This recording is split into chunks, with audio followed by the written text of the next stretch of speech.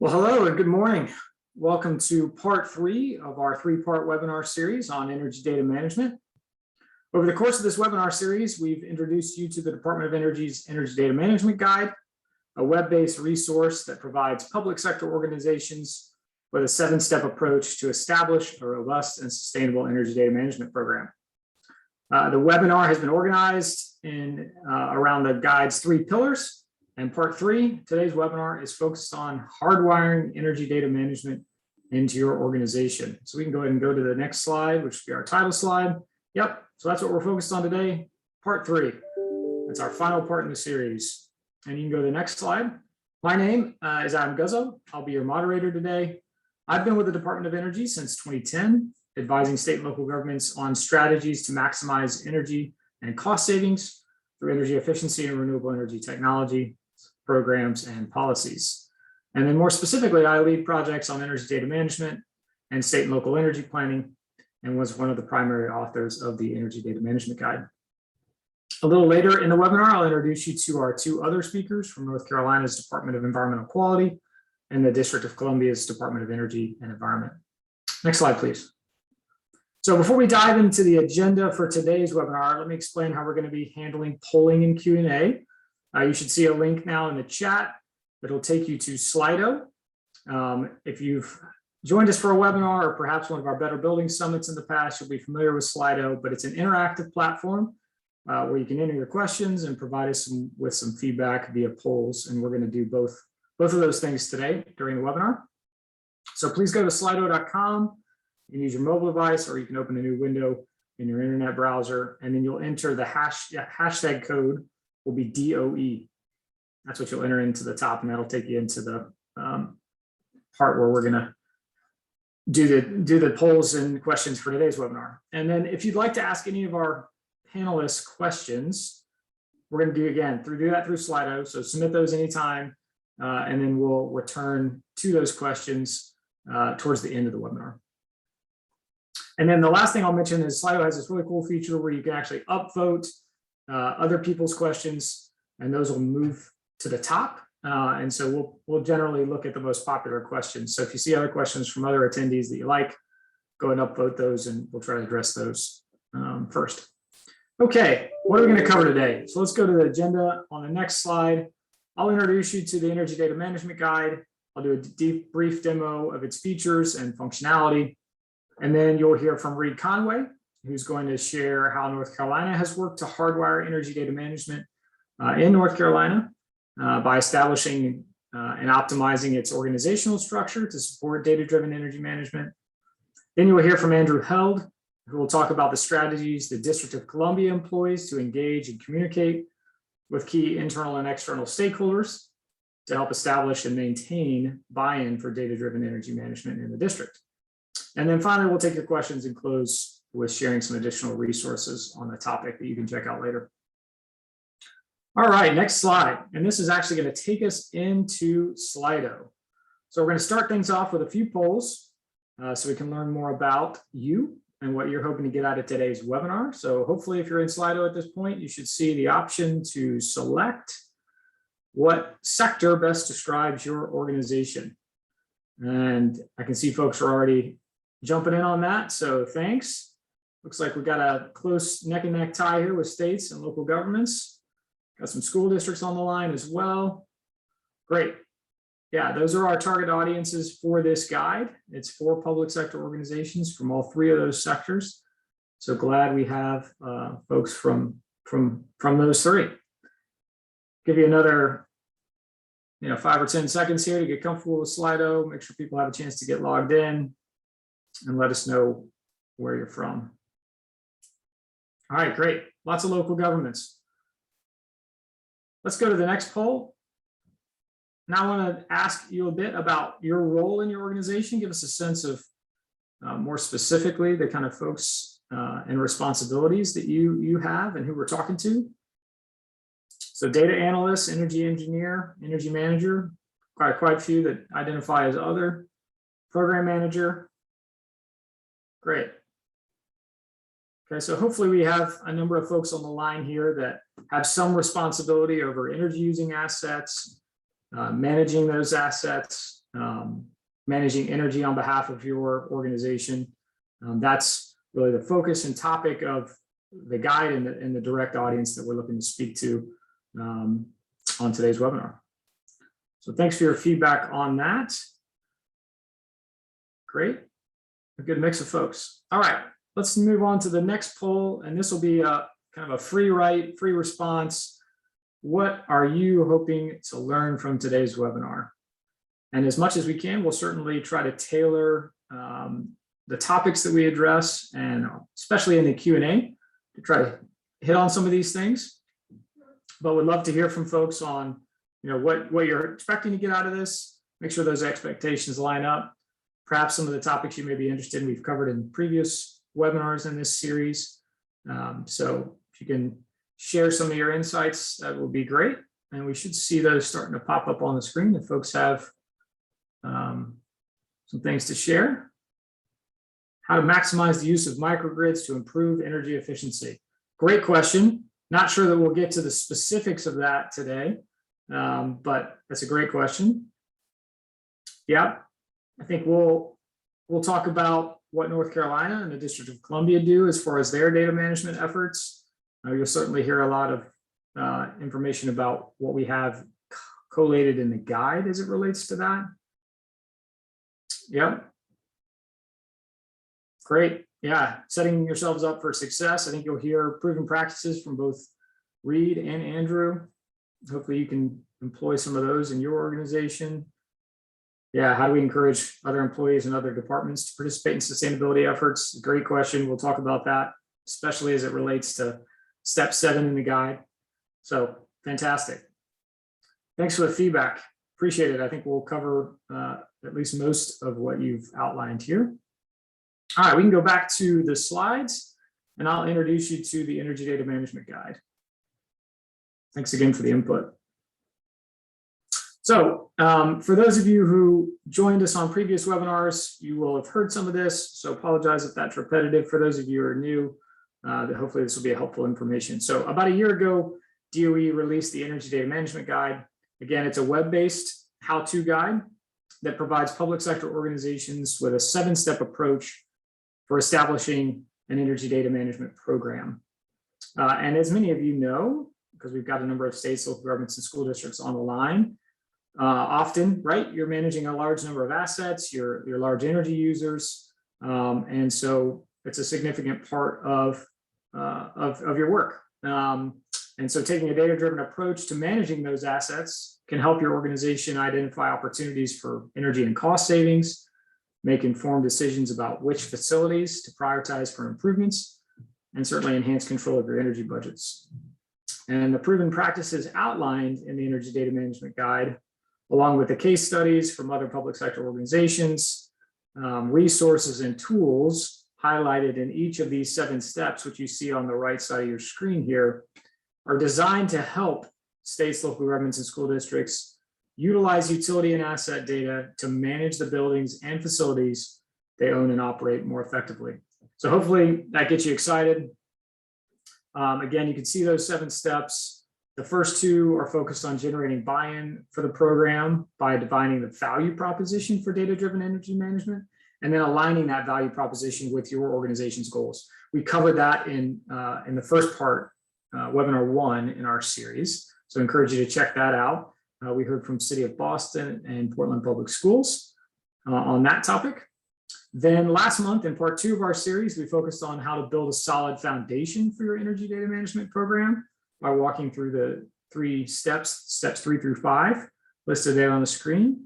And in that webinar, we had experienced energy management staff from Maryland and Knoxville share their proven practices and lessons learned. Again, a recording of that webinar is also available.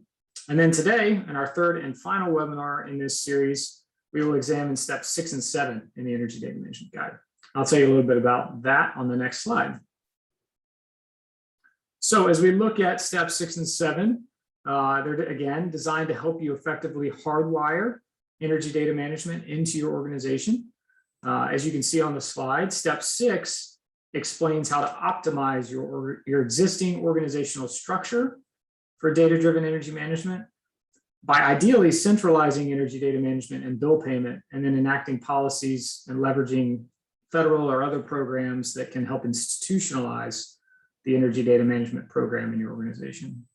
And then in step 7, we discuss how to develop stakeholder engagement strategies that create and maintain collaboration across various levels within your organization, and then tailor communication strategies to those specific stakeholder groups.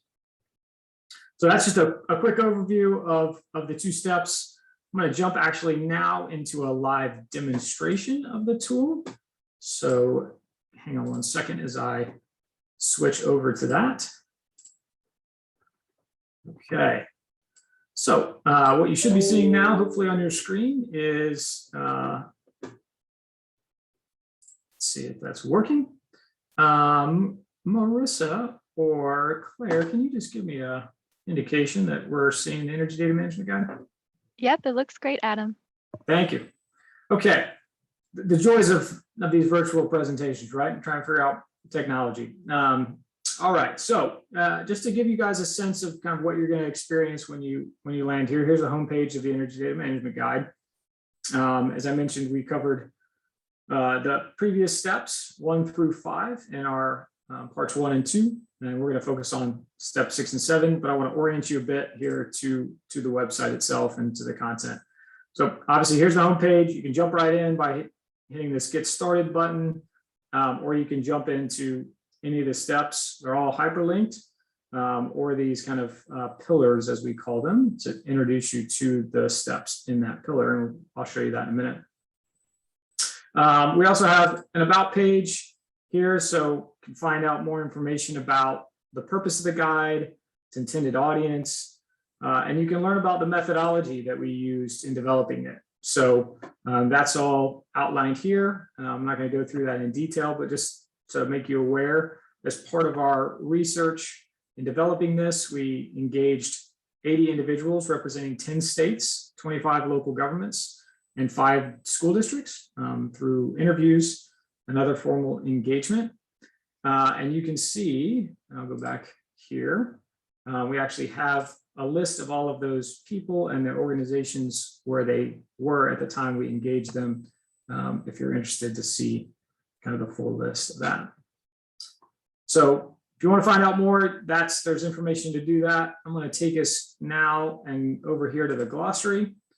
We also have, again, a glossary of kind of common terms that may not be common to everyone. And so we've defined a number of different terms that we use throughout the guide. You can navigate based on alphabetical order to terms that may be less familiar to you. So that's available. There's also embedded in some of these terms links to specific initiatives where that's or tools where that makes sense. I'll take us back here to the home page, and then I'm gonna walk you through a bit of the content itself. So we're actually going to jump in. We're going to use this navigation here on the right side of the homepage and jump right into this Hardwire Energy Data Management pillar. And what you'll see here is a landing page that provides an overview of steps 6 and 7, and then highlights in the process timeline here at the top. You'll see kind of where we are in that timeline, and you can click along here and jump around. And I'll show you how that works here in just a minute. But the idea is if you want to get a sense of what the content is in each of these steps, you can click on this drop down so you get a brief introduction to what's covered in that step, and then you'll see kind of the embedded case studies, resources, and tools within each step. We're looking at step 6 right here. So for example, if you're a local government and want to check out a case study showing how a city transitioned from a decentralized to a centralized energy data management structure, you can click on this case study that features the city of Denver, Colorado. You'll see a summary of that case study, including the barrier, solution, and outcome, along with additional details on the implementation strategy that the city used when moving to a centralized structure for managing energy data. So just give you a flavor, that's what one of the many case studies looks like. Again, we also have resources relevant to that particular topic area that you can click on and go directly to those if that's of most interest to you. Similar setup in step 7. Again, a number of case studies. We'll see one here featuring North Carolina, for example. And then we have a number of resources and one tool in this case related to this content. So here's an example of a sample report to an agency director. You can see what that looks like. You want to see how others have communicated information up their chain, or perhaps you want to take a look at the specific tool that we have featured here. It'll take you to Fort Lauderdale's heat map tool, which is a visualization tool to help showcase sort of where the using hourly energy data, 15-minute interval data, some elements of progress in a particular building where they made some upgrades. So that'll just give you a sense, hopefully, of what you can find on this landing page. Now I'm going to actually jump into step 6 and just briefly showcase the content that you can find within that step, and I'll show you step 7 next.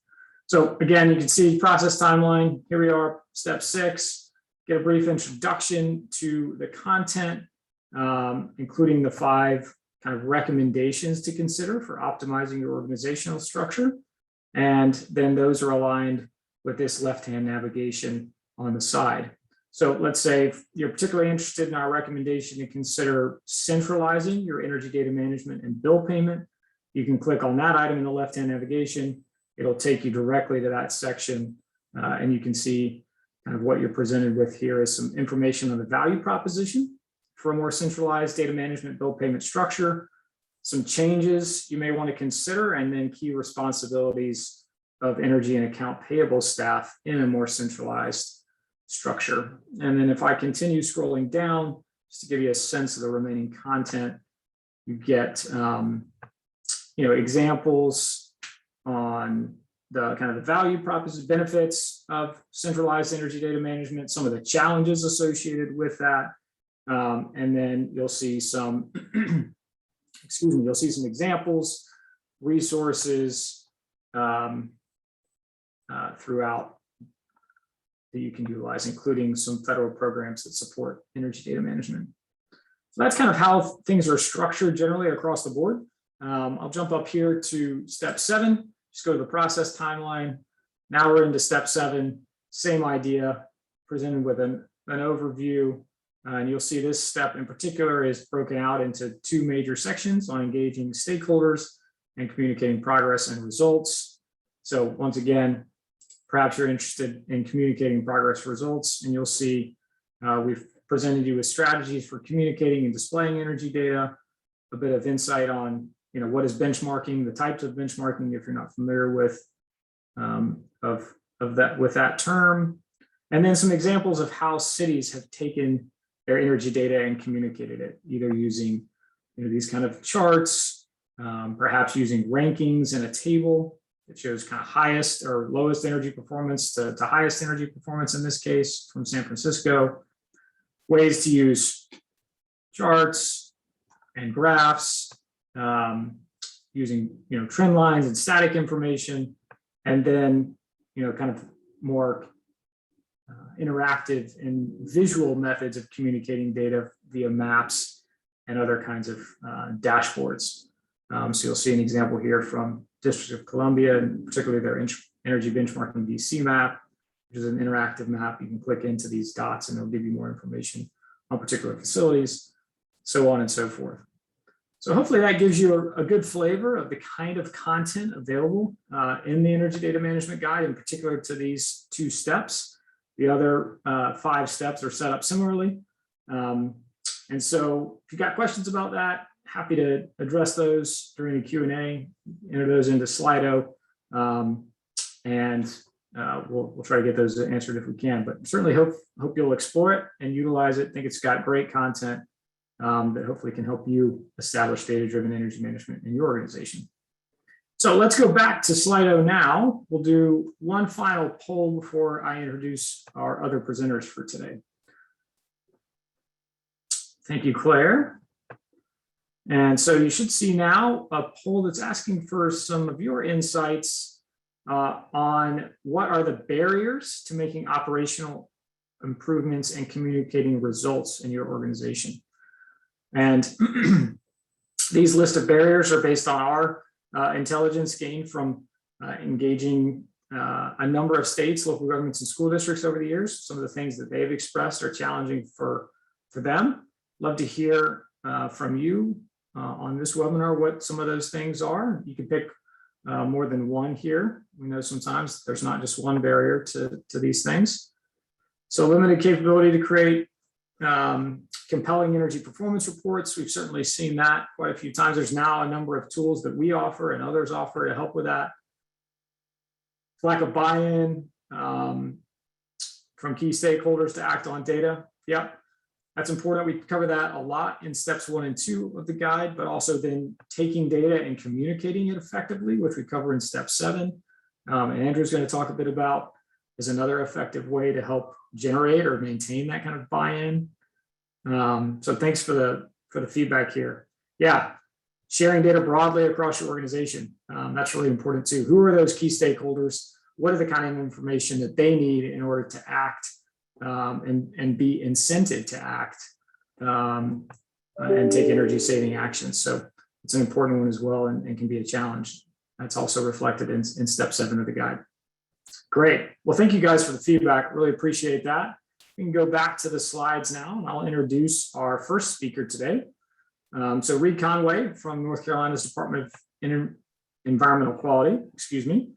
He'll be our first one, and then we'll hear from Andrew Held from the District of Columbia's Department of Energy and Environment. So I'll briefly introduce Reid and then turn it over to him. So Reid serves as the Senior Energy Specialist for the State Energy Office in North Carolina. And in this role, he serves as a technical expert on energy-related topics with a primary focus on energy efficiency strategies within local and state governmental sectors, providing on-site energy assessments, strategic energy planning, oversight of performance contracting, and consultation services. And Reid is a licensed HVAC contractor and one of the first professional energy managers in the country. So Reid, thank you for joining us. The floor is yours. Oh, thank you so much, Adam. And I want to talk a little bit today about the Utility Savings Initiative program that North Carolina started back in 2002 to help the state to reduce energy spending.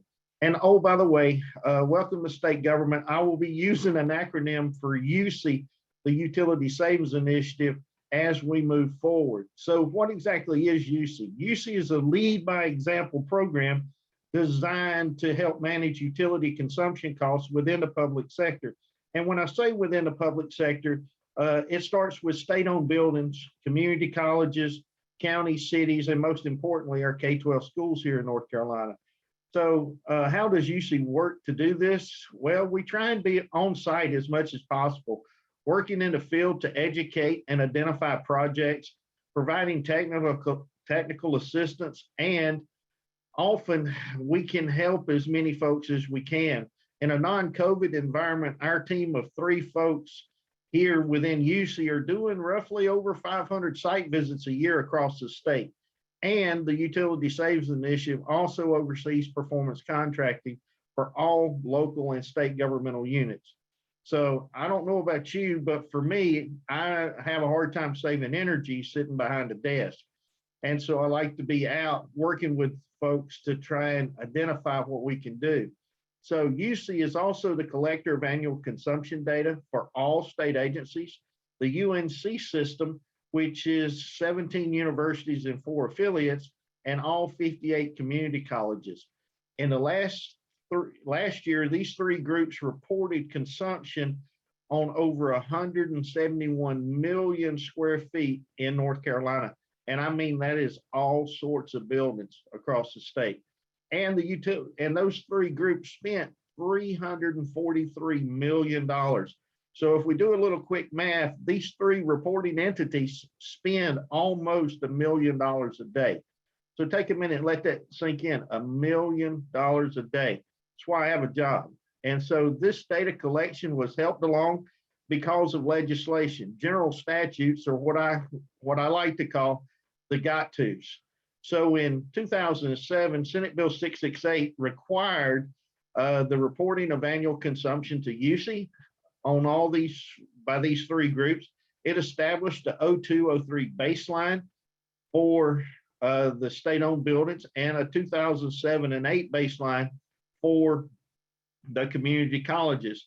It also created some reduction goals to be hit by the state-owned buildings of 20% by 2010 and 30% by 2015 in overall BTUs per square foot. And most importantly, it required UC to provide an annual program report update to the state legislature on how everybody's doing. And so everything was going along pretty good until 2015 when we met the goal. Well, so after 2015, 2016, 2017, we really have no goal, but UC kept working and collecting data and making sure that we were continuing to see energy savings across the state. So lucky for us, the UNC system in 2012 created the Appalachian State Energy Summit. And so the UNC system spends over $200 million a year of that 343 million. So they're the big spenders for North Carolina. But at the same time, they wanted to do better. So they created this Appalachian Energy Summit to bring together everybody, chancellors of universities, CFOs, faculty, staff, students, facility maintenance, energy managers.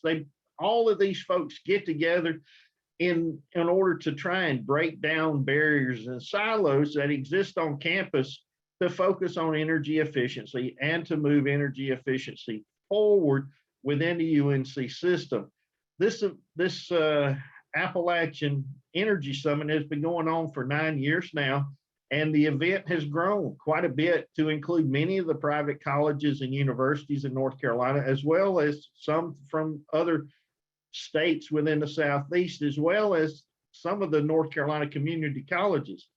And since UC is the collector of all data, not to mention that we work hand in hand with these folks on a weekly basis to drive energy efficiency, UC plays a big role in the event every year by bringing the actual data to the audience at the beginning of the summit to help provide a guide to where and what needs to be accomplished and to continue to move energy efficiency forward within the state.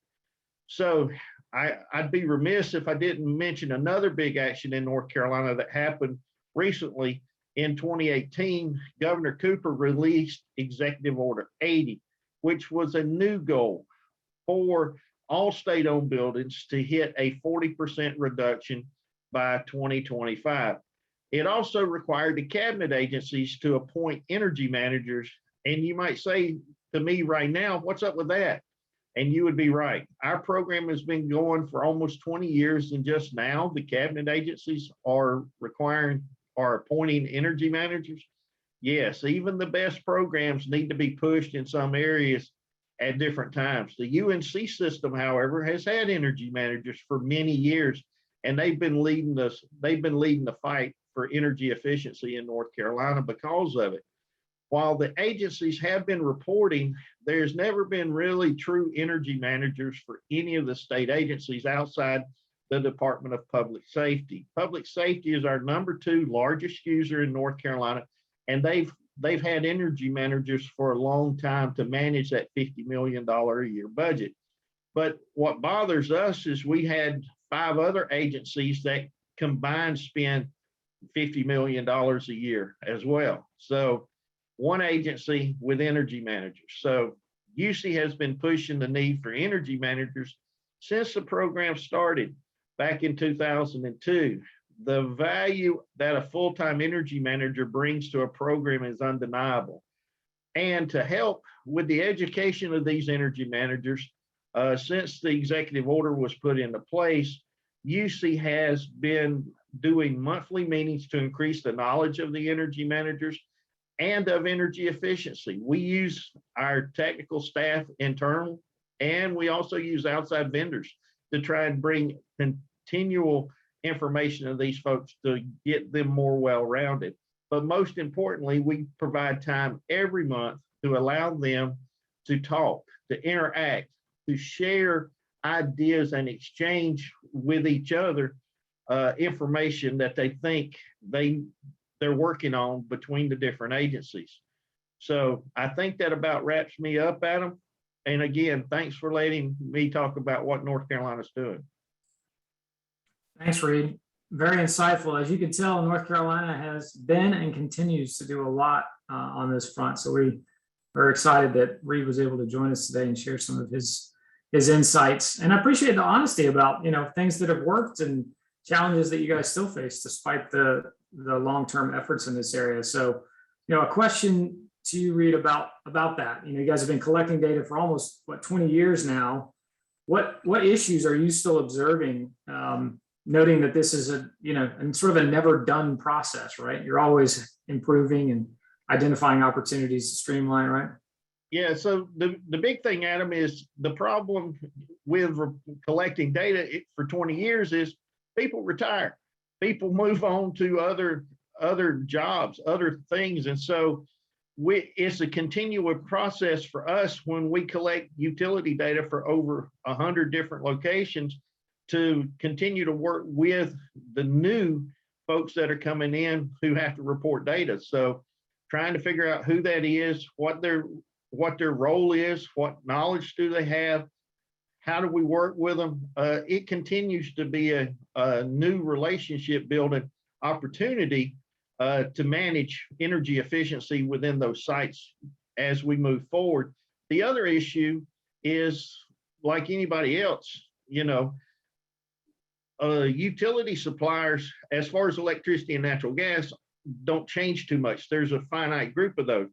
But in most states like North Carolina, we have over 1,000 different companies that provide water utilities. And so collecting data for all of these places across the state with that many different water providers, it's often difficult when you're a state like North Carolina that collects water data every year to try and get accurate water data, because each one of these little utilities has a tendency to bill differently.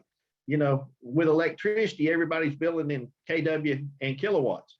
Well, in water, that could be cubic feet, could be hundreds of cubic feet, could be hundreds of gallons, could be, units. We even have some that bill in units. And so unless you know what is made up and behind these water numbers, it's difficult to get accurate numbers. And so we continue to have to work with our agencies and with our reporting entities to try and make sure that we get the most accurate data possible. Yeah, that's really important. It sounds like, I think it's a key thing you're hitting on there. One, the need to create champions in other departments and how to do that. And maybe we'll pick up that thread a bit more in the audience Q&A, because I know that's something that Andrew will talk about, but also this idea of, collecting data across all utilities. And certainly there's an energy water nexus in terms of use. And so it's important to understand, what that connection looks like.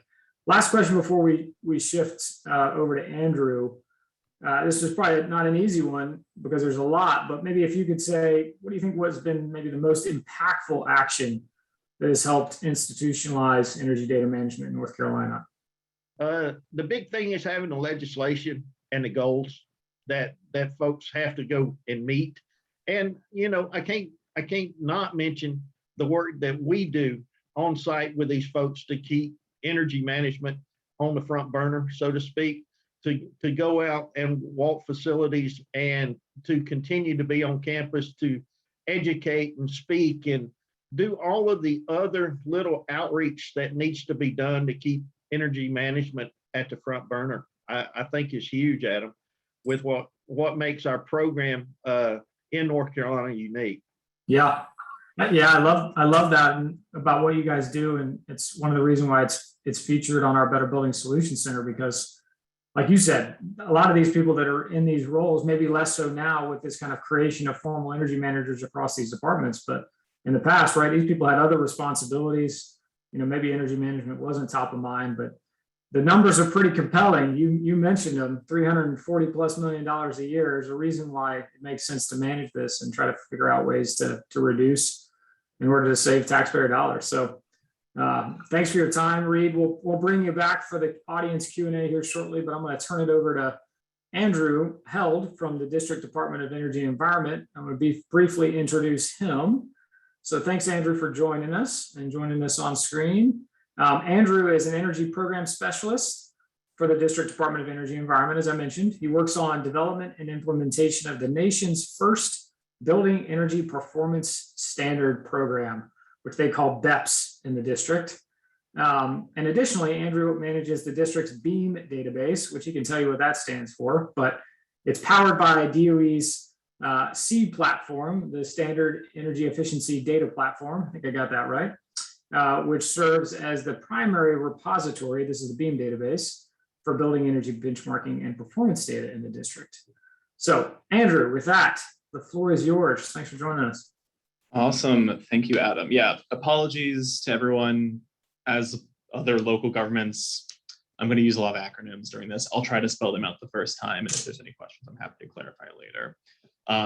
So I'm going to talk about our data practice. I think I'm going to mainly try to focus on the communication side and the stakeholder engagement, but I think things I'm going to cover here are going to touch everything that has probably been covered in the previous energy management guidebook. So this is also just going to be a snippet of kind of our process. I'm going to try and cover them in 7 minutes quickly, but happy to dive in deeper where Adam wants me to. So I'm going to talk about our combination of our energy benchmarking program and the SEED platform, which is the Standard Energy Efficiency Database, which is a free open source database offered by the Department of Energy. Next slide, please. So quick history of benchmarking in DC. 2008, the Clean and Affordable Energy Act was passed. This is the first benchmarking law in the country. We were not the first to implement it, though. It took us till 2013 to get our regulations finalized, and we started collecting benchmarking data. And we've been collecting data ever since. So we have data from 2020 all the way back to 2010. In 2014, US DOE starts the SEED project, which is designed to help cities with benchmarking programs manage this massive amount of data that they're starting to see and manage it and help utilize it towards useful projects. In 2018, we then switched from a very clunky, very horrible Microsoft Access database to using SEED as a primary compliance database. And I'll cover in the next slide about kind of all the things we did to make it optimized. And then in the same year, the Clean Energy Omnibus Act is passed and BEPS becomes a thing. And we realize we have to focus a lot more on both our data management practices, because we're about to collect a lot more data, as well as beef up our ability to actually communicate to building owners and stakeholders the importance of data quality, the importance of looking at trends in their data. And we had to come up with a lot of really fun and helpful tools and processes to help do that. But it has taken us a little bit to get stood up, and we have a lot to show for it now.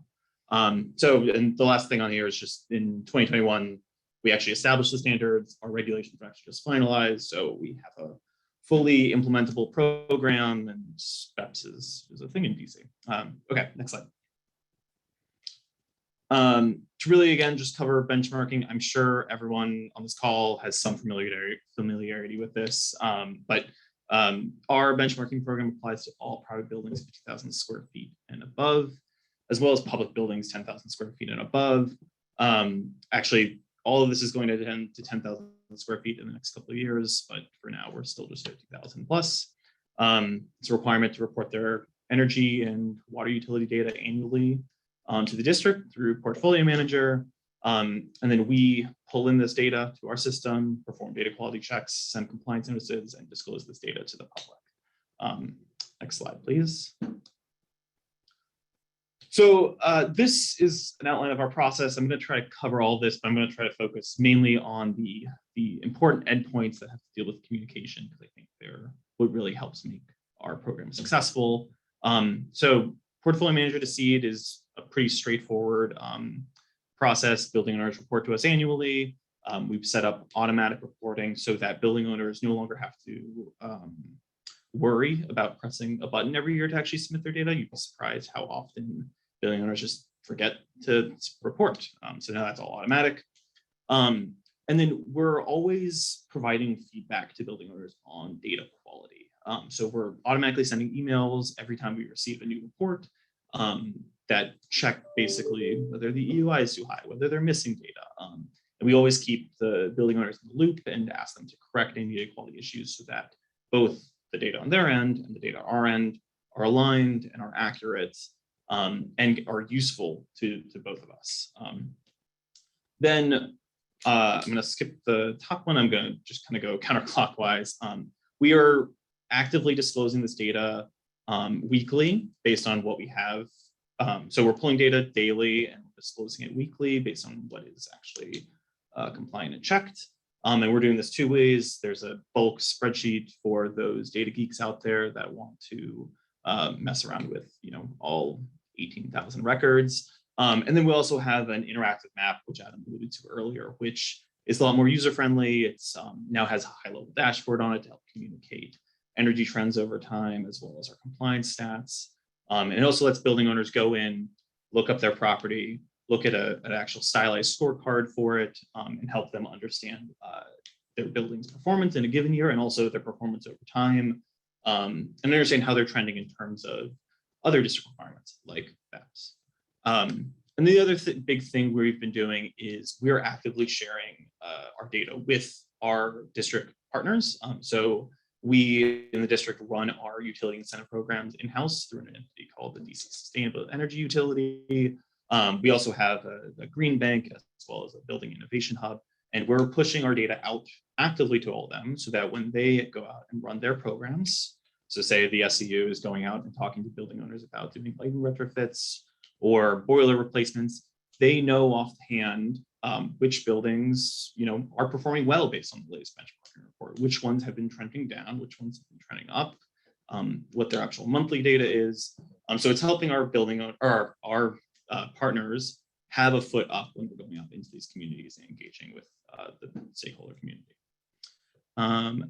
Next slide. I see also have a minute left. And I think just as a broad thing, I'm a huge fan of USDOE's free open source tools. I think everyone should be.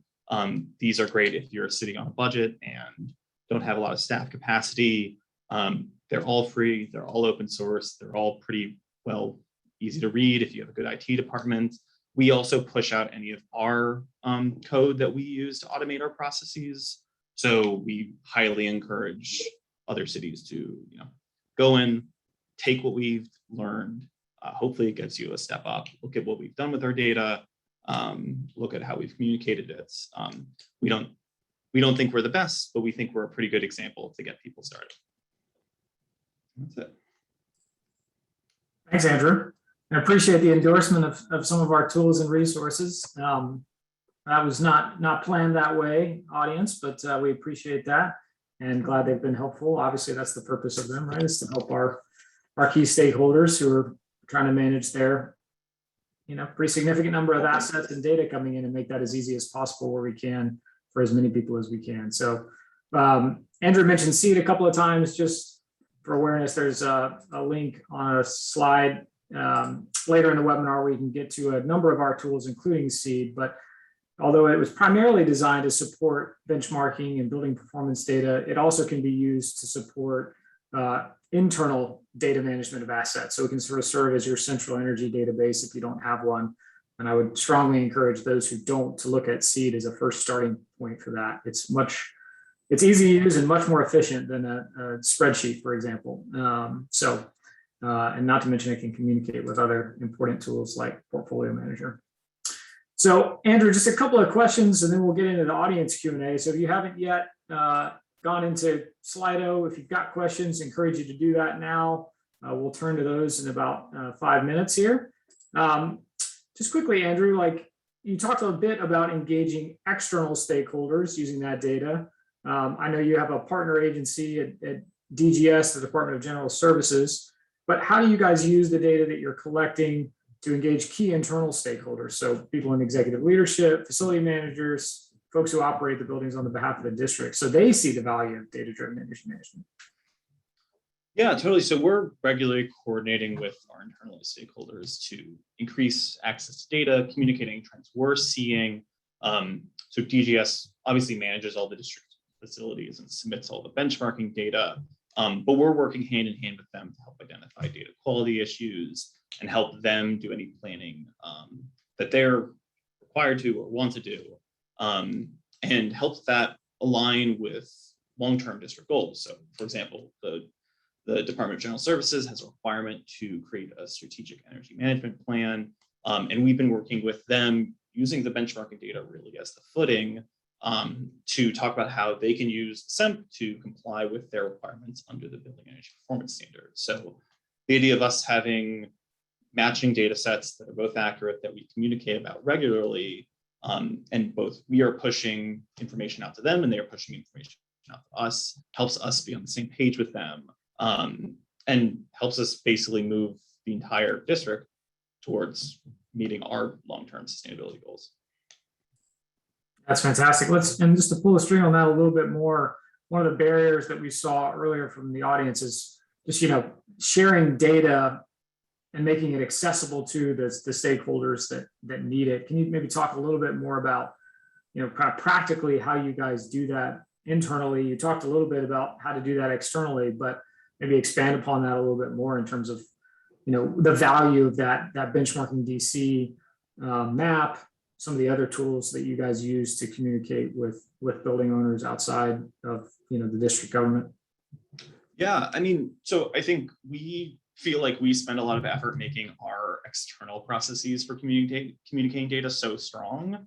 And I think we've made it so well that it's also useful for our internal partners also. So we share data through Portfolio Manager and Seed, and we regularly communicate with them through the use of our benchmarking disclosure as well as Energy Benchmark DC. So because those processes are one and the same, we don't have to manage two different communication channels as much. Obviously, DGS is the largest property owner for buildings above 50,000 square feet in the district.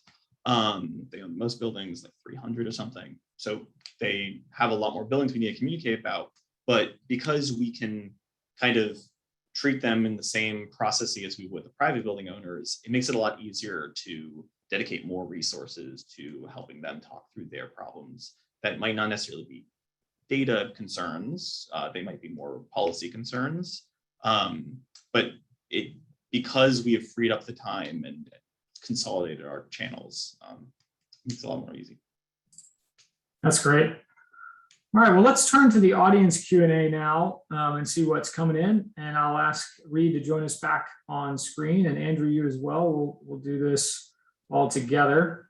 And let me just go back to something that, Reid, you talked about in your presentation, and Andrew, you're really talking about here at the end, which is the idea of like creating energy data champions, people that care about this beyond just those who have direct responsibility in a sustainability or district department of environment or environmental quality office or state energy office, whatever how do you work to create those champions, and maybe talk a little bit more about that? Because I think that's a really important part of this process, especially in large organizations where there's lots of people that either have some responsibility over managing these facilities, have their hands on utility data. So how do you create sort of that champion culture within your organizations? And Reid, let's start with you. And so what I would say, Adam, to that is a lot of the folks we work with just need to be pushed a little bit to reach out to others. And so a lot of what I do is try and figure out who's doing what. And if I get a question, I can point that person to somebody I know who's already doing it. And so let's say I'm looking for, I recently had an issue with a community college that was looking at some flow meters for some water. I already knew one of our universities had already gone through that process and was real happy with the devices that they had selected, and it was giving them some real good data. So really all I did was connect the community college energy manager to the university energy manager and sort of saw my way out of that conversation. And again, knowing that they can work together and finding out what's going on, and they can reach out to a peer and know that they're going to get good information, and it's not going to be slighted that like you might get from a particular vendor. So finding those folks who are willing to step out of their energy manager role and to really help others. And that's what we're trying to develop within UC and again, within the Appalachian Energy Summit, breaking down those silos to where folks communicate. You know, a lot of times the energy manager or the facility maintenance director for one K-12 school may not know the person in the next county who's got the same job. And so part of my job is to try and get those people to talk a little bit so that they can interact and learn from one another. Yeah, fantastic advice. Andrew, what are you have any further thoughts you want to share there? You talked about Yeah, no, I think sharing data. Yeah, I mean, I think, you know, the conceit of benchmarking policies in a lot of cases are to improve transparency and improve the data out there. But if no one's looking at the data, then, you know, what good is that data to the to the market, you know? So I think creating, you know, breaking down those silos like Reid was talking about and pushing organizations to actually utilize the data and convene stakeholder groups. I mean, that's kind of why we created the Building Innovation Hub, given that, you know, we want to bring together best practices for building owners, and they're not necessarily always going to convene on their own. And so creating a space for them to come together, and also ensuring that when the Building Innovation Hub convenes people, they have basic information provided to them via the benchmarking program to start that conversation, to understand who to talk to. Yeah, that's great. Let's turn to a more specific question. This one's for you, Reid, from the audience, asking about what options are deployed today. I assume that means in North Carolina to control plug load demand and MELs, or miscellaneous electric loads, for those who are not familiar with that term. Any insights you can share, Reid, on things you do there? And Andrew, feel free to weigh in. Yeah, to me, it's about culture. And, you know, if I want one K-12 school and they have quite a bit of plug load, you go to another K-12 school, they may not have any. And again, it's a culture.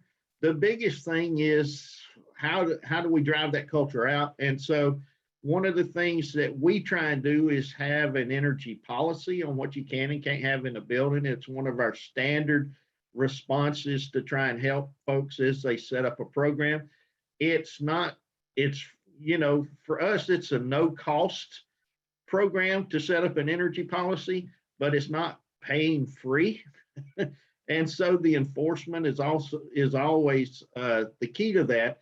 But a lot of times that can get helped by working with the local fire marshal and with working with your insurance company, because a lot of these plug loads that come in, or miscellaneous electric devices, you know, are not necessarily rated for commercial use. And so having some of these outside agencies who come in to help eliminate that, so always a big key. It lets them be sort of the bad guy versus you having to enforce an energy policy.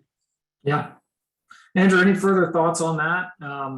You know, I don't know if you guys have observed, you know, situations where you sort of have a policy or you've encouraged removal of those, you know, miscellaneous electric loads, and you've actually seen reductions and be able to show that to, you know, an organization or to a specific entity within the district. That would be another way in which to incent action, right? Is to show that it has an impact on their bottom line. I'm not sure if we have a specific example of that occurring, or that I'm aware of. I know in a lot of cases we run a lot of very specific campaigns to target, you know, upgrades to LEDs or installation of heat pumps, and we have a lot to show from that, and that plays out in the benchmarking data. But yeah, I don't think that directly gets to your question there. Yeah, it may not, and it may be that that's not a focus of the sustainable energy utility, for example, in DC. But I could see a situation where they might identify that as a lower cost opportunity to reduce energy use in a number of these buildings. Let's talk a little bit about. Yeah, so I would add, Adam, North Carolina does have a space heater policy. Okay, for state facilities, but it doesn't necessarily apply to local governments. gotcha. Yeah, it's helpful when there's policy, like you said, to help drive action. And then obviously there has to be some enforcement behind it and some other incentives. So let's talk a little bit about demand response. There's a question here for both of you about what are some of the hurdles for expanding demand response to manage load. So we're sticking kind of with this load management discussion. Is that something that both your organizations participate in? Do you have demand response programs from your utilities that you participate in? Do you run any of those at the state or district level? So in certain instances, Adam, some of the universities take quite a bit of advantage of this, and so do the state agencies and locations to try and cut demand when they can.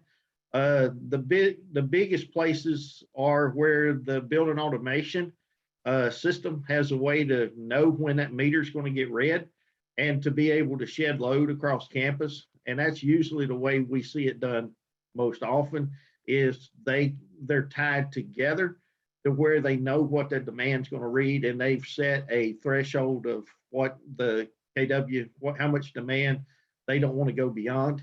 And so that's huge to be able to do it on the mechanical side, sort of seamlessly behind the scenes, so nobody really even knows it's happening, and they're already doing it. Does that make sense? Yeah, so to flip that, the hurdle would be if you don't have those kind of systems in place, it's a much more manual process. It takes time and capacity in order to actually respond or participate in these kind of demand response programs. So there are tools out there that I think what you're encouraging here is there's tools out there to help automate that process and make it seamless. Yeah. Andrew, anything you want to add on that one?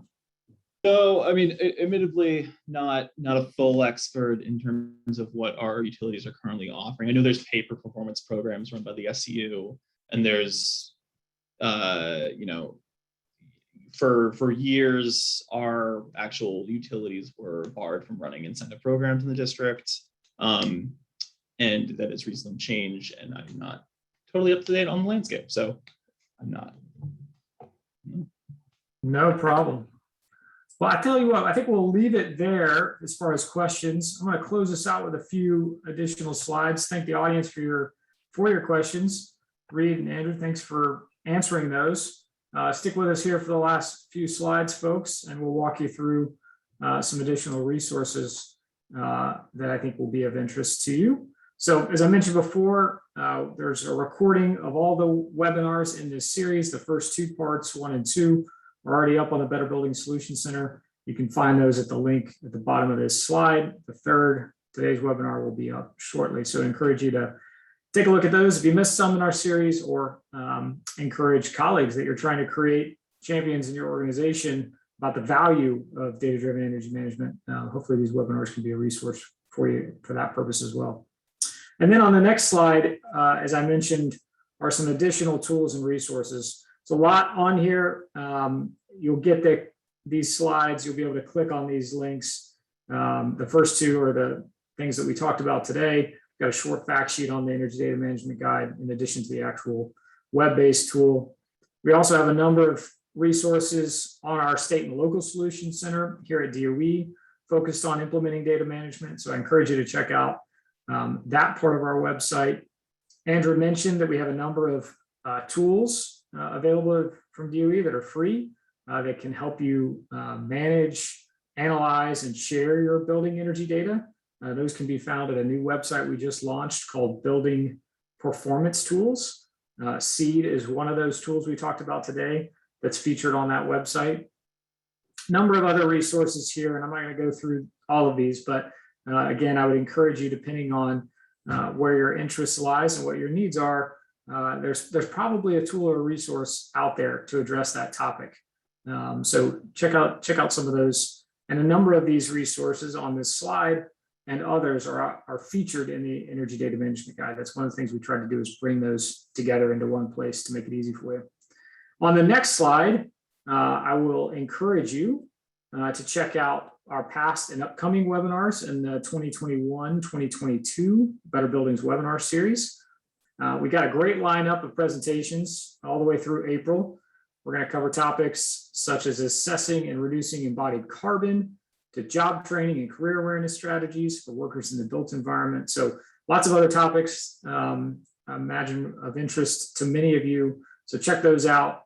You can see the link there where to find out more about that. And then we've got on-demand webinars as well. So you can check out past webinars, including the ones from this series and others on our on-demand Better Buildings webinar page. So if you've got other topics you're interested in, we've probably covered those at some point. So I encourage you to do that, and you can explore by topic.